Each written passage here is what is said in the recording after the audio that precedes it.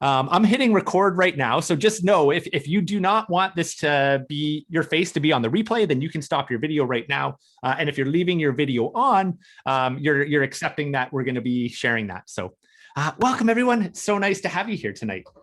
So I'm just going to start off with a little bit of a history for those of you that are joining us for the first time here.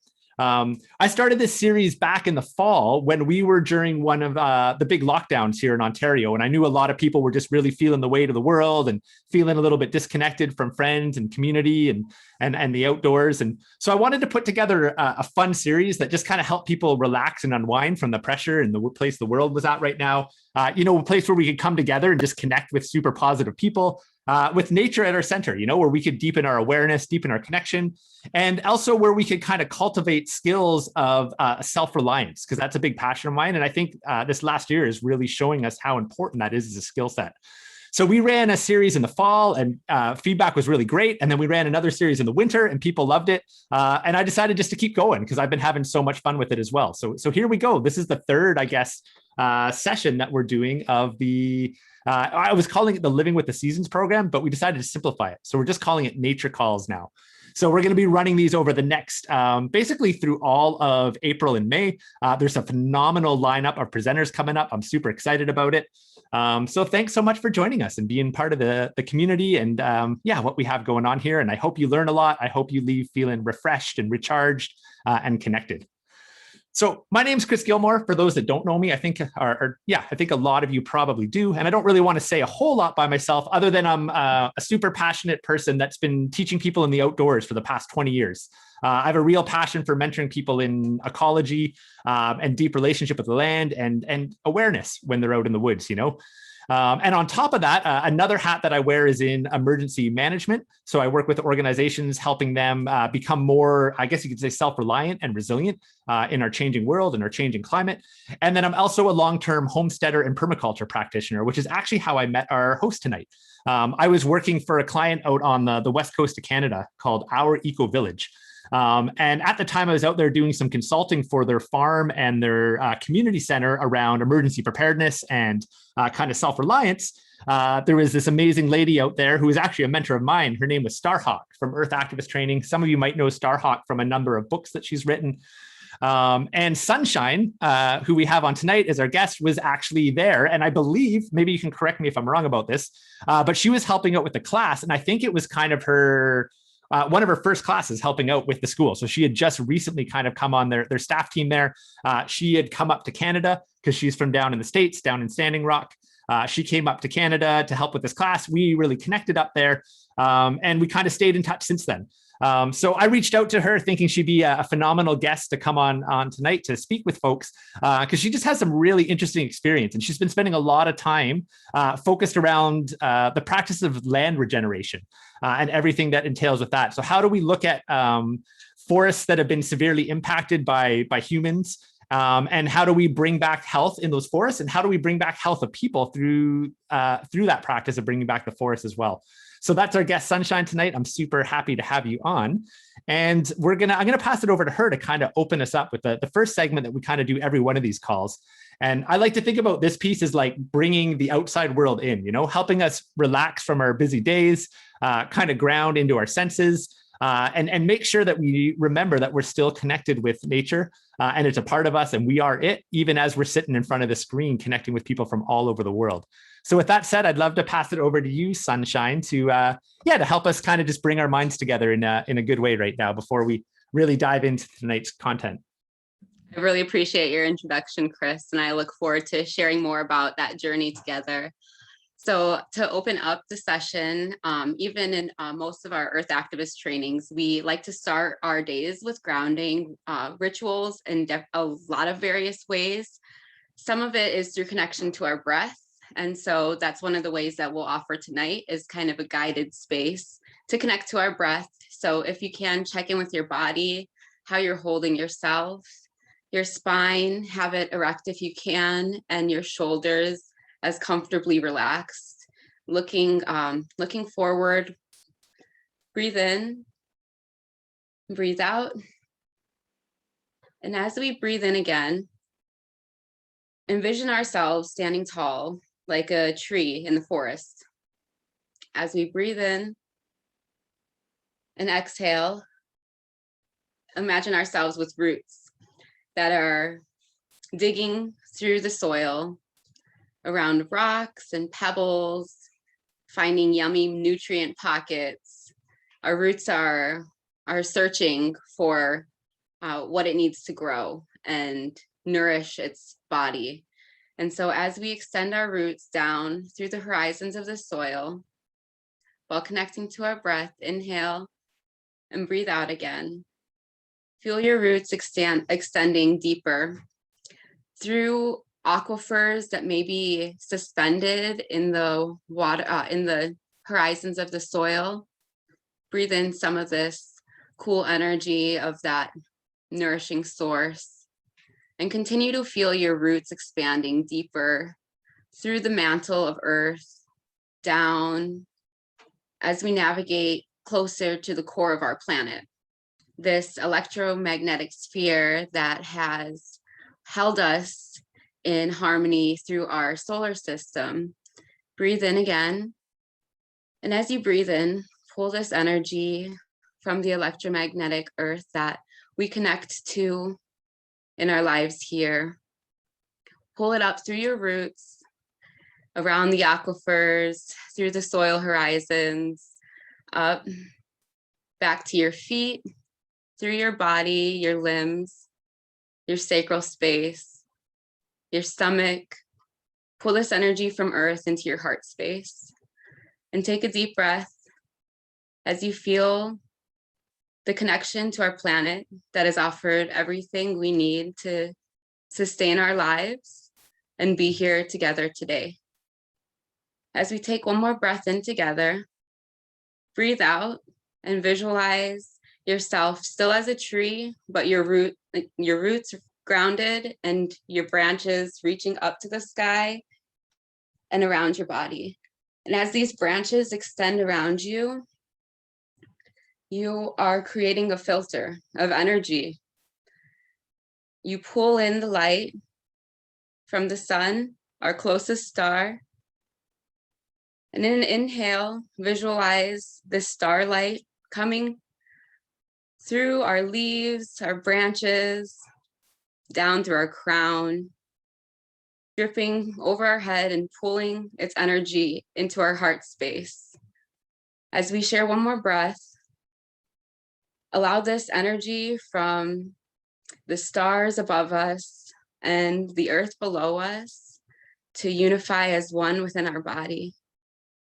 Breathe in one more time and breathe out. And in gratitude, welcome to the space that we're holding together. Awesome. Thanks so much, Sunshine. Oh my goodness. I feel like I need to sometimes I do that opening piece and I'm realizing I need to have someone else do it because I always start off like a little bit nervous and I'm talking like a mile a minute when I start these. And then whenever someone else does that piece, I feel by the end of it, I'm just like, everything's slowed down. Feeling really great. So such a nice way to bring us all together. Thank you so much for sharing. And thank you all for joining us here tonight. So we're going to break this call down into kind of two segments tonight, beyond the opening that we just did. And the first segment is kind of a fun one we started off to just try and help people stretch their natural awareness, their knowledge of the seasonal cycles, and their knowledge of the land right now. And it's also an opportunity to kind of connect with community and share a little bit.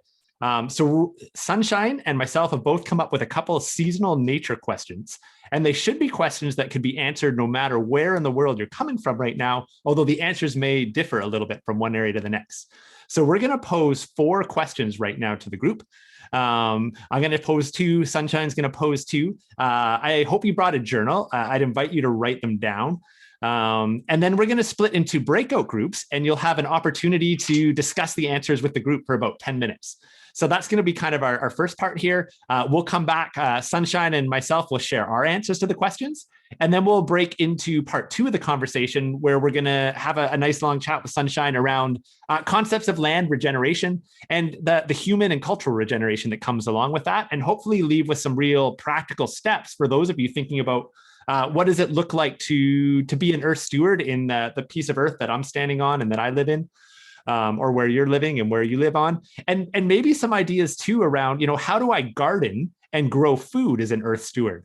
Because there's a lot of, I don't want to say new ideas at all. Actually, a lot of them are real ancient, but there's a lot of shifting ideas happening these days around growing food and what it looks like to do that in balance with the ecosystems that we live in. So we're not just thinking about our own needs when we grow food, but we're thinking about the needs of all the beings that we share this land with. So that'll be part of the conversation that we're diving into tonight as well. So get your journal out. And this is the Natural Mystery segment. And I got 2 questions to start us off, and then I'm going to pass it over to Sunshine, and then we're going to have this little interactive session. I will just share that there is no obligation to share in the interactive piece too. So if you would like to stay quiet and just listen, then feel free to be a fly on the wall there as well. So my 2 natural mystery questions for the night. Number 1, how many species of sparrows can be found in your bioregion, and can you name them all, or how many can you name? Wow, good one. Yeah, I just have to share there. I don't know if this is your name or not, or whether it's just the name of the account, but I see an account that says Nicholas there. Yeah, I loved your facial expression when I asked that question. You just had this big like, so thank you. That put a smile on my face. Sorry to signal you out there, but it made me smile. So anyways, yeah, how many species of sparrows in your region, and how many of them can you name? So try and make a list of the sparrows from your region. So that's question number 1. And question number 2, imagine you're looking at the southern horizon right now, up into the sky. It's after dark, and you're living somewhere where there's not much light pollution. And you're looking for the moon right now. So what phase is the moon in? And where on the horizon is it right now? And maybe you see it, or maybe you don't. So that's kind of part 1, is where would the moon be right now? Is it already up? Is it in the middle of the sky? Is it coming out in 40 minutes or from now, 80 minutes from now? So when would you see the moon, and where would you see it tonight? And number 2 is, if you think about that crescent moon that we see it, when the moon is waning, meaning it's going into new moon, which way is that crescent facing? Is it facing east or west, right or left? And when the moon is waxing, meaning it's going into full moon, which way is that crescent facing? Because that's always a fun kind of challenge, to be able to look up at the moon at any time of day, any part of the season, wherever it is in the sky, and be able to, on a quick glimpse, kind of know where it is in its cycle. So that's kind of a fun one to pattern in on, to know exactly where the moon would be at any given part of the day, at any given part of the year. So I'll maybe repeat that one more time. So where is the moon right now? And if you don't see it yet, when are you going to see it tonight? And then what would it look like when it comes out? Is it waning or waxing? And how would you know? Depending on which way that crescent is, which one is telling you that it's waning, which one is telling you waxing? So kind of a multi-part question there to stretch your awareness. The other part I'll just add to this is, if you have no idea the answers to the questions, that's great.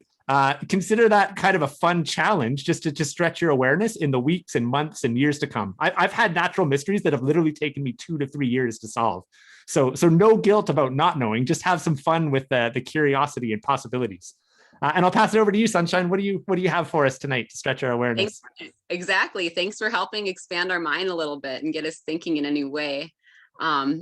My first question for everybody was, is there any forage available for either humans or wildlife now that the winter's at the end of the winter? Is there any forage left? And if so, what is that? We're in a cold area, and I'm assuming most people from the call may be from the north, but if you're from a more temperate space, maybe there's a lot of winter forage available. And what's your favorite?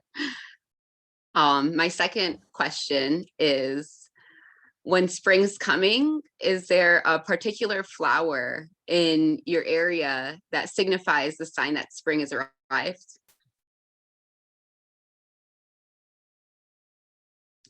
Beautiful.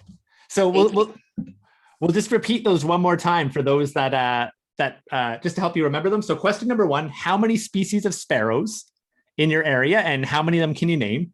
Question number 2 was the question around the moon, and I'm not going to explain the whole thing again, but basically, where is the moon in its cycle right now, and which way is the crescent facing when it's waning and waxing? Question number 3 is, what wild foods could you forage for yourself, and what are different wildlife maybe eating right now as well? And question number 4 is, what So what was it? What flower do you associate with the start of spring? So kind of what's the first flower that'll bloom in your area? So those are our 4 questions, and I'm going to split folks up into breakout rooms right now. So we're going to go into the breakout rooms for approximately 10 minutes. Once you're in there, you should be able to unmute yourself to share with the group. As I said, feel free to stay and just be a fly on the wall if you don't want to participate. And you can also just go and take a break for 10 minutes right now, and then come back and join us in a couple of minutes. So I'm going to start those right now. If you want to share anything while I'm doing this, Sunshine, feel free. No pressure. I appreciate it. We've just been connecting to the water a lot now that the frost is gone. And so it's been great going to visit the streams that are moving again. And I've been really appreciating that time in nature this last week. Yeah, I'm loving watching the ice melt out. I love watching ice. It's literally a living being in and of itself. Right. Oh. Mm-hmm. Okay, so you should see an invite to your room in just a moment here. So I'm going to hit create, open all rooms. If you're having issues, feel free to just kind of fire me a message in the chat there, and I'll try and help you out. Thank you so much. You folks save me all the time. So we're recording again. Thanks so much for the shout out there.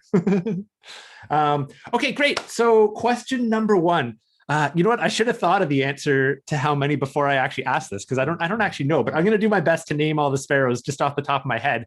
And if there's anyone else from the Eastern Woodlands and you can throw a couple others into the mix, then go for it. So not a true sparrow actually, but called a sparrow is the house sparrow in our urban areas. One of our most common ones, the song sparrow. There's also the chipping sparrow, one of my favorite song sparrow calls. There's the field sparrow. We have a Savannah sparrow, we have a fox sparrow, we have a white-throated sparrow, and we have a white-crowned sparrow. So that's 8. Eastern woodland birders, am I missing anyone? Wendy, you gonna nail one there that I don't have already? Who am I missing? I can't think off the top of my head. Those are the 6 that come to mind for me. Oh, cool. Christy said Java in Hawaii. Oh, tree sparrow and field sparrow. Nice. Yeah, there's a couple ones that I'm missing. I do know those 2, actually. They just didn't come to my mind right off the bat. Cool. I thought I said fox sparrow, didn't I, Alex? But if not, for sure, fox sparrow. I love the fox sparrow. They're this like super kind of boxy, thicker sparrow out of the sparrow family. They're a really neat one. So I love the sparrows and I love their calls. This is such a great time of year to start practicing their calls. If you don't, I mean, there's some great, lark sparrow. Yeah, we got some great ones coming in here. Grasshopper sparrow. Yeah, we got a great group of naturalists. Yeah, white-throated. I think I said the white-throated. That's got to be my other favorite song. If you don't know the white-throated sparrow song, you got to go look it up. I often go to the site called All About Birds. So if you just search All About Birds, I think it's allaboutbirds.org. They've got a great bank of, swamp sparrow too. Oh yeah, there's a bunch there that I missed. There you go, off the top of your head. Okay, so that was question number 1. Question number 2 is, where is the moon right now in its cycle? And when are you going to see it? So I think we're going to see, my guess is sometime in the next like hour and a half is when it's going to peak the horizon where I am right now. And if I imagine myself looking south at the horizon, and I'm looking at those crescents. So if the crescent of the moon is facing to the east or to my left, then it's going into the full moon.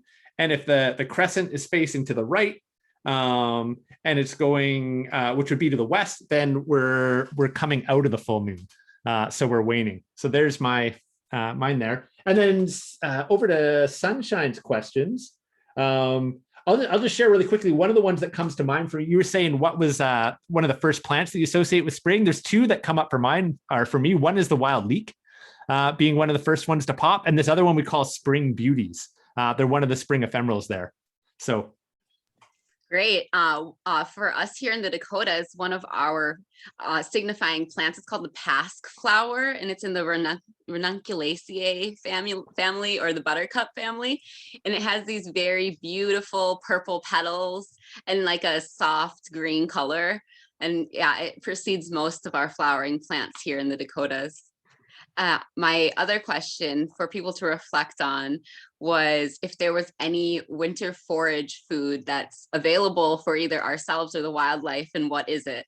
I mentioned a little bit that we like to visit the creek beds. And just 2 days ago, when we were in Spearfish, South Dakota in the Black Hills, we found some rose hips that were still delicious, and they looked dry, but because the snow melted, it was like still gooey and like succulent on the inside.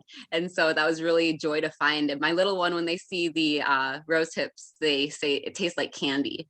So that's one of our favorite forages most through the summer, and it can still be available in the winter as well. Awesome. Awesome. I love seeing all the people sharing in there. Stephanie, who's from Southwestern Ontario, just corrected me a little bit. I'm imagining you looked that one up, Stephanie, but she said 1 a.m. Is when the moon's going to come out. So I might have been off, or I guess we are a little bit further away from the full moon than I was thinking there. So I haven't actually really paid attention the last couple of days. So I was kind of guessing there a little bit. So yeah, great. Thanks for throwing that in there, Stephanie. Nice connection and awareness there. So we're going to do a quick little pause right now. I want to start, just share a couple of opportunities that are coming up for folks. We're going to take a quick break because it's an 1.5-hour call, and we're actually doing really good for time right now. So just a quick little break for people to stretch or do what they need to do. And then we'll come back in and we'll get into part 2 on land regeneration with Sunshine here. So a couple opportunities coming up. One thing I just wanted to let folks know about. So one of the ways that people, actually quite a few people have messaged me and said, hey, how can we support these free calls? This is really awesome. You're doing all these things for free.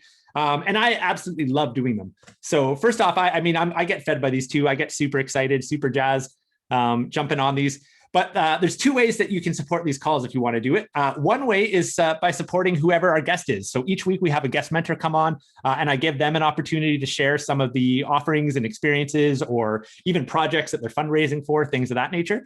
So supporting our guests supports these calls. And then I've got 2 projects that I wanted to mention tonight. One is a business that I run with my wife, Laura, called Wild Muskoka Botanicals. So we ethically wild forage ingredients from the woods of Muskoka, hence the name Wild Muskoka. And we make all kinds of fun artisan food. So things like wild leek vinegar and wildfire cider. We have a whole line of artisan bitters for either cocktails or mocktails or digestive bitters. Things like elderberry syrup and spruce and wild leek infused salts, things really fun like that. So if you want to check out some of our wild food ingredients, you can go to wildmuskoka.com. And if you enter the coupon LWS10, you'll get 10% off of anything off of the Wild Muskoka store. So I'm going to share that down in the notes there. So wildmuskoka.com and enter LWS10 for 10% off anything off the Wild Muskoka store. Give me a half second here. Boom, boom, boom. I also want to share 2 offerings that I have coming up for experiences to go a little bit deeper to mentoring groups that I have. Oh, nice. Thanks for the shout out on the elderberry syrup, Lindsay. Yeah, we've been drinking that one lots this winter too. So 2 offerings coming up. So about a year ago, I actually released a little small mini course on growing your own edible mushrooms. And it focused on growing shiitake mushrooms on logs. I'm a big fan of growing mushrooms. They're a major part of our homestead and our self-reliance. And I think they play a really important role in the ecosystem. So I'm actually redoing my mushroom course right now that I'm super excited to go way more in depth. We're going to be talking about growing different species of mushrooms, different ways to grow them, whether you're living in an apartment in the city or you've got a homestead up in the country. And I'm going to be recording and adding stuff to this all season long. And what I decided to do is actually start a pre-sale. So I'm actually offering this course. I don't know what the price will be when it comes out later this year, but I'm offering it right now for $24.99, which is basically going to be at least half of what it's going to be at full price. And if you sign up right now, you get the basically the existing course right now with all the videos in it. There's a whole bunch of content in it now, but you'll also get everything in the full course as it rolls up. So consider it a bit of like a pre-launch where you get access to the beta course with the full course coming on later on. So if you're interested in learning to grow your own mushrooms, I'm going to share a link for you. Oh, I'm missing the link there. I'm going to have to pull that one up in a second. So that was number 2. And I'll just leave it right there for now. Sunshine, is there anything you want to mention right now? Why don't you do a quick little shout out before our break here, and then we'll dive into your part 2. I'm going to go dig up this link. Awesome. I'm also like Chris said, I'm mentored by Starhawk in the Earth Activist training. And so I met Chris in this awesome experience where it was my first TA. And we actually, we connected over my desire to want more emergency preparedness on our reservation, because that summer we had a rain event that opened up one of our roads and ended up with 2 fatalities. And so I really find the value in understanding land and Chris's experience. And so through our connection and Earth Activist training, now I am the Regenerative Land Management Coordinator for our 2-year diploma. And so we just started the first intensive for that diploma. And this intensive is a 6-month online intensive that focuses on resilient land design. And with that, we offer advanced permaculture design course where your prerequisite is a PDC certification, but you get the guidance of a mentor to help build your skills in regenerating the land in lots of different ways. So it's been a great journey, and we just started our program yesterday, and we're open for the next month of registration if people wanted to consider joining that cohort that will be moving through the program. I know we have a couple students here in the viewing audience, so welcome, and we appreciate you being here.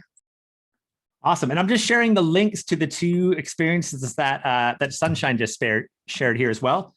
And I also threw the link to the mushroom course in the chat there.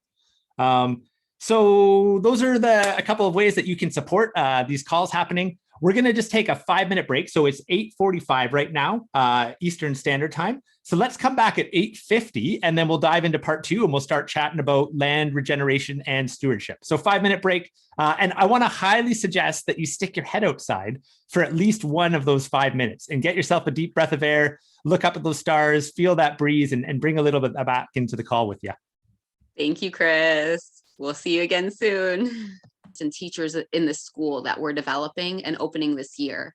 And so that would also bridge in people to potentially help steward these systems that we're working to regenerate. And in that school, I'm the environmental educator in some form, not officially, but we're really working hard to meet our society's expectations, but being culturally appropriate for our needs because of the experiences most Indigenous have had in North America, going to boarding schools and being disconnected from their culture.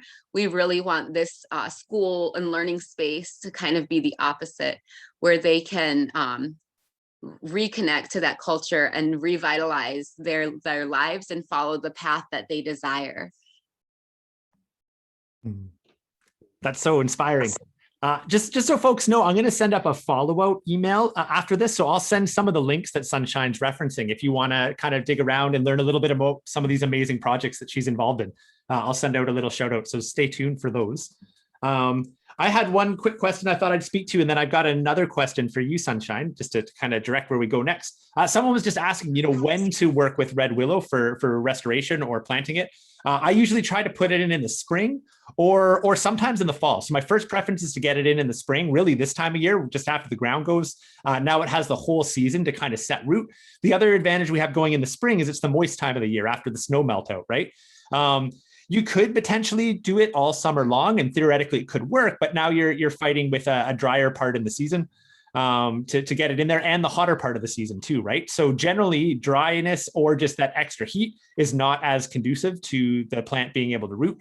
And ideally you want to actually even get it in before it leaves out, because once a plant starts to leaf out, it's putting all of its energy into the leaves. If we get it in there in the early spring, then it's got a bit of time to put some energy into some roots at the beginning of the season there. But I have stuck them in the fall time before too, literally just before things froze up, and had them root the following season as well. So spring and fall is generally what I've worked with there for red ozer. Do you want to chat? So go ahead. Oh, okay. So where I wanted to go next, so Sunshine, for folks that are thinking about land stewardship and restoration in their own communities, and any tips for starting to think about, like, what are some of the foundational pieces for you for thinking about land restoration and stewardship? Where can people go? Kind of similar to what you've mentioned is the natural succession of ecosystems and how we can use these keystone species, or you had another term for it that's spacing, but pioneer species that we can use to create the environment for other things to thrive.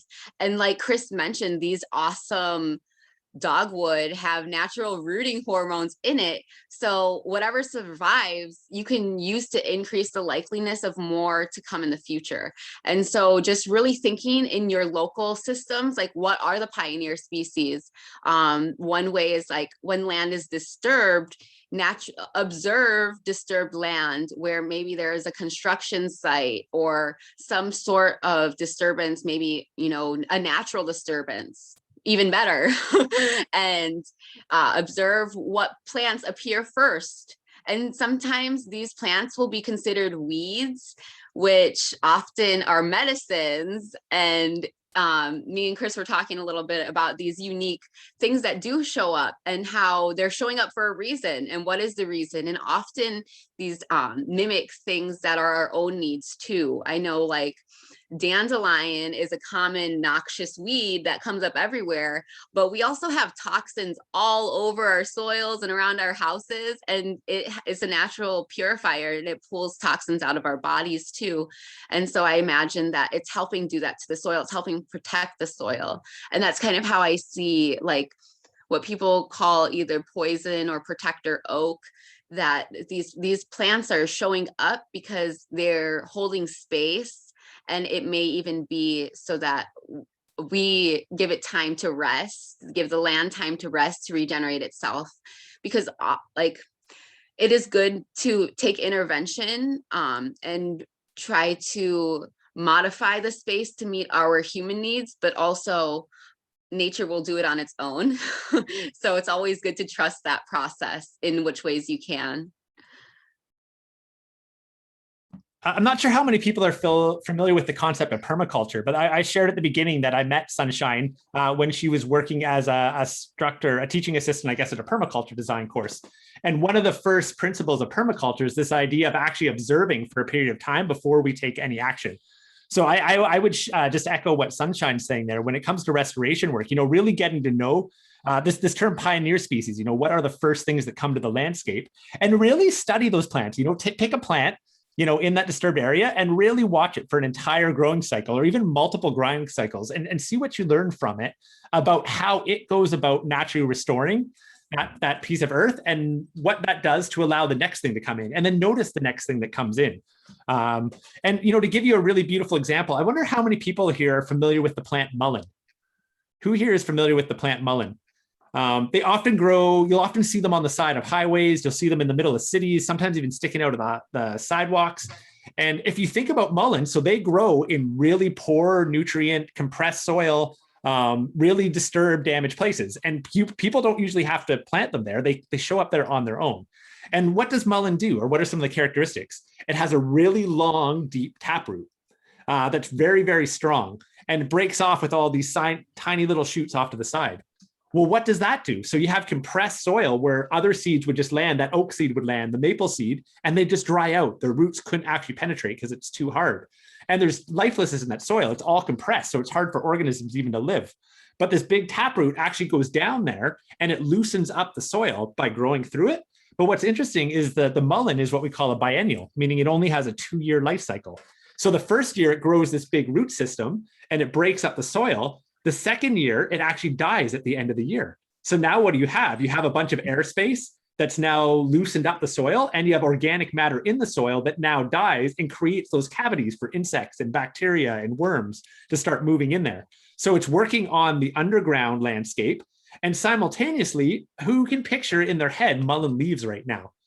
So they grow the first year, they grow these beautiful fuzzy green leaves. You know, they're lovely to just like rub up against the side of your face, right? And they grow all the way around, but they're these real dense foliage. And then they just lay them down like a blanket stacked on top of each other. And then they do that again the second year. Well, look at that. They're basically mulching the ground around there. So not only have they started creating the conditions under the soil, now they're laying down their leaves and creating mulch on top of it to actually build organic matter as well. Now that the mulch is down there, the insects can get under there. The mycorrhizae fungi can get under there, right? So it's beautiful, even like to study the plant mull in and think about what it does in the ecosystem, and then to run with that and say, okay, well, what else is like mullein, or what would be the mullein of my region here that would help with the regeneration? Thank you. It's a great reflection for us to definitely think about. I see Tick and Tack has their hand raised. If they want to share their, I don't, if they can, oh wait, they can't unmute, right? Here, I just unmuted them. Hi. Perfect. Hi, everyone. Good to hear you. Thank you for all what you are doing. It's amazing. It's really, really amazing. I appreciate that. I think maybe I don't have too much time cannot take too much time from your time, right?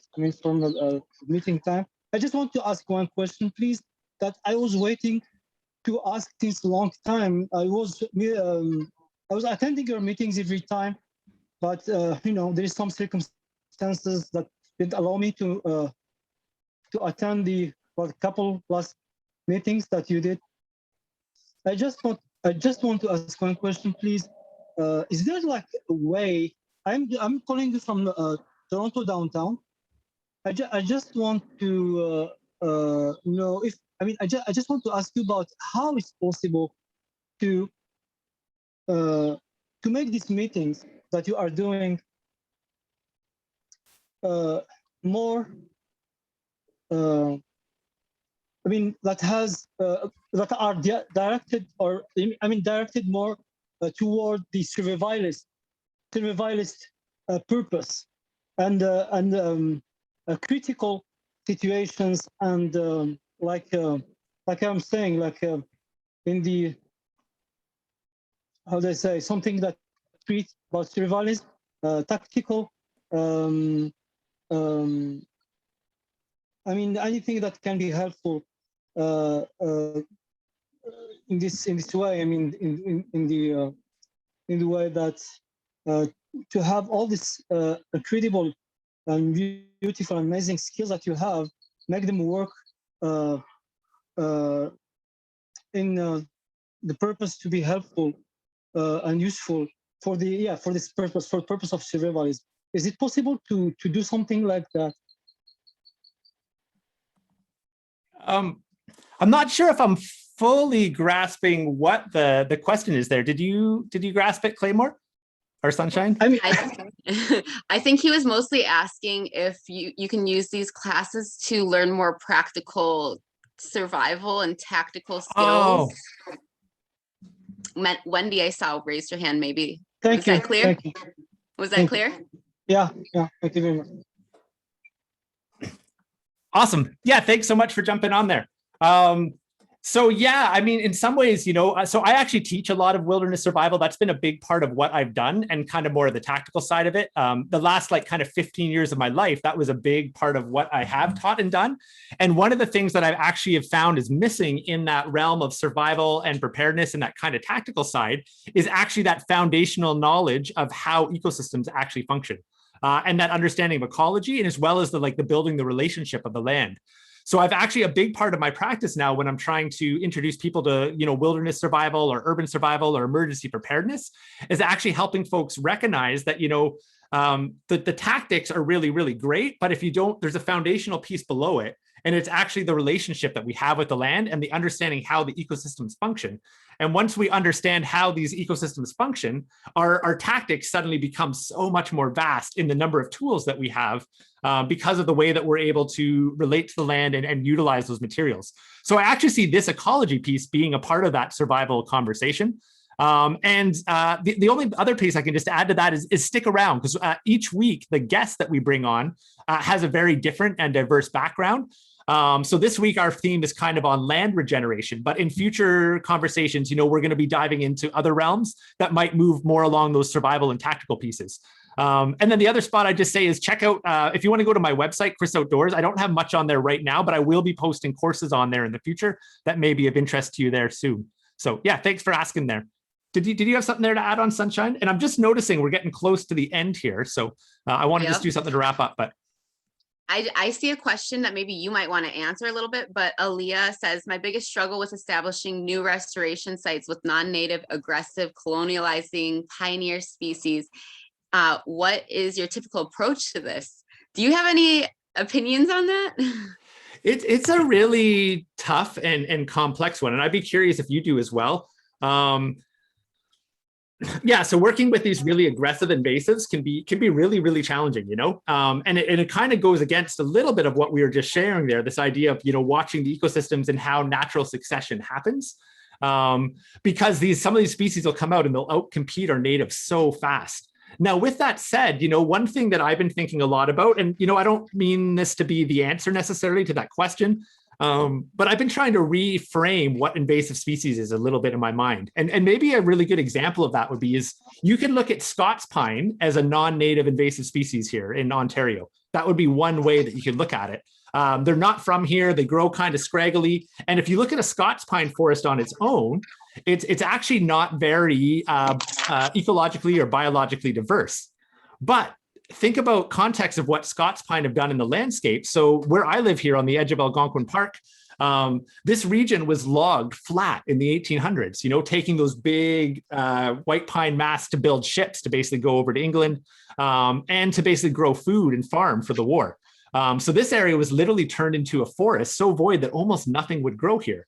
And, you know, the government spent millions of dollars trying to restore the forest with little success. And eventually what came in and took over was Scots pine, a non-native invasive species that actually grew in these really desolate places where nothing else could grow. And what we've actually noticed is that Scots pine has actually become that primary, even though it wasn't native, it's become the primary species that's growing there and has created the conditions that, you know, for a while people were saying, oh, you got to cut the Scots pine, you got to cut the Scots pine out. But what I've been noticing is the Scots pines actually disappear on their own over time. And I think sometimes in our human minds, you know, when we're thinking about time, we're thinking about like a couple of years, 5 years, 10 years, our lifetime, but nature works over hundreds of years, right?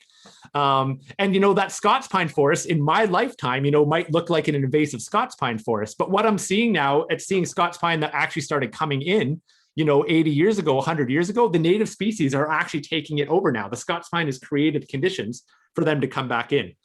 The other thing I'll share is, you know, down in Southern Ontario, you know, that's a tough one when you get into like things like Japanese knotweed and garlic mustard. So they're a tough one to fight against, you know, they're really, really hard to remove, to bring in those native species. But what I can say is those ecosystems in Southern Ontario, at least where I am, are actually very biologically rich areas now. There's tons of birds, there's tons of mammals in them. There's actually a ton of food between buckthorn berries and wild grape and the mustards and all of these. They are an ecosystem. And I don't know this for sure, so I'm not saying right, wrong, good, bad. I'm just saying I'm really curious, you know, 200 years from now, whether those are going to actually evolve back into native species as well. And if that's not just the primary succession in the context of the disruption, I don't really know. So I don't know if that really fully answers your question there, but I think it's a really interesting kind of philosophical question, even around what's native and non-native and exactly. There's a book suggestion in the chat too that is Beyond the War on Invasive by Tao Orion, and it seems like it should be interesting to shift people's attitudes about removing invasives and how it could sometimes be counterproductive to restoration projects, is what was written. So I'm interested in at least diving into that a little bit more and reflecting on that. Cool. So we're at 9:30 right now. So I think it would be good for us to start wrapping up here, Sunshine. I wonder if there is anything is there anything you'd really love to share as kind of closing thoughts tonight? I'm not sure if there's any kind of finishing points you want, or if there's anything that you wanted to mention that you haven't yet. Yeah, I'm reflecting now, but I guess in closing, just look for patterns in nature and take time this spring and this year to just go out to a sit spot, maybe the same space once a day or weekly, however often is accessible to you, and just spend that time in nature reflecting. Look for patterns that you see in the branches or the leaves or the birds, and you'll notice these natural cycles. And often when we connect to these natural cycles, we realize that it mimics some of our own cycles in our body, and and we're all a part of nature working together. So however we can best be nature is essential for our livelihood, in my opinion. Yeah, healing the land and healing ourselves go side by side, eh? Exactly. Beautiful. And you know what, that I'm going to throw that out as a fun challenge for folks. You know, if you're not sure what the kind of primary, intermediate, and climax species, so just to share that really fast, you know, if where I live, if we had a forest fire or someone came in and just clear cut an area, I have a pretty good idea what are going to be the first species that are going to move in there. And they're going to create certain conditions that are going to allow an understory to come in and grow up. And then those are going to create the conditions for what we call the climax forest. And those are the old growth forests that can be hundreds of years old. But each stage of those forests, right from it being totally open to the climax, they all have an important ecological niche. There's species that thrive in each one of those ecosystems. And the land that I live in, you know, forest fires and even controlled burns by indigenous peoples have been a long part of the history of this land here.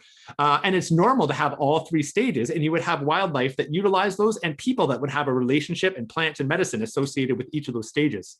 So if that's not something you're familiar with, you know, what are the ecological stages, primary, intermediate, and climax of your area, then that's a fun research question to start kind of digging into, and it's going to help you with a lot with restoration. Sorry, I don't know your name there. The gentleman that we had jump on there for a second, it just says tick and tack on your screen there, who put your hand up there. But I was going to say, from a survival and tactical perspective, right? Each one of those forests is actually going to provide you with different foods and medicines, as well as different building material for your survival projects. And the one that we spoke about tonight, the willow or red willow or dogwood, amazing for basket weaving, amazing for actually arrow making. Amazing for restoration. I was and thinking also about the amazing medicinal medicine. properties. Yeah, what about the medicinal properties that you know, Chris?